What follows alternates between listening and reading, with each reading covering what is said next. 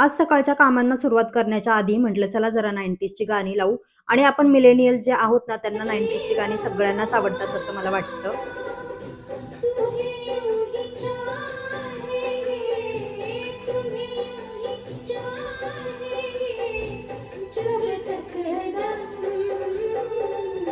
चला आता थोडीशी मज्जा मस्ती करून मी लागली आहे इथे कामाला. आजकाल असं झालंय ना, की 2-3 दिवस सुद्धा जरी व्हिडिओ शूट केला नाही किंवा रेकॉर्ड केला नाही किंवा व्हॉईस ओव्हर जरी दिला नाही ना, तरी असं वाटतंय, की मी खूप दिवस झालं जणू व्हिडिओच बनवला नाहीये असं होतंय.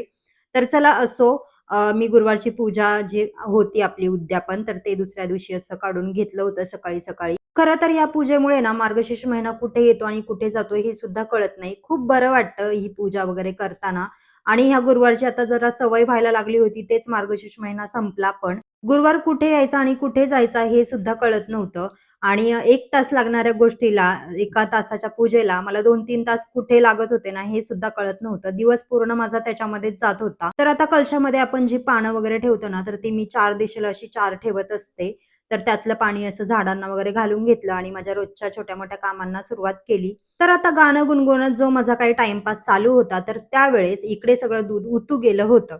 तर बघा हे अशी काही कामं वाढत राहतात. पण ठीक आहे चला असो. मला 90sची गाणी लावून ना अशी कामं करायला खूप म्हणजे खूप आवडतं आणि माझ्यासारखं तुम्हाला सुद्धा नक्कीच आवडत असेल, जे मिलेनियल्स मधले आहोत आपण म्हणजे 90s मधले. आदल्या दिवशी पूजा मांडताना ना बराच माझा हा पसारा बाहेर निघाला होता देवघरातला.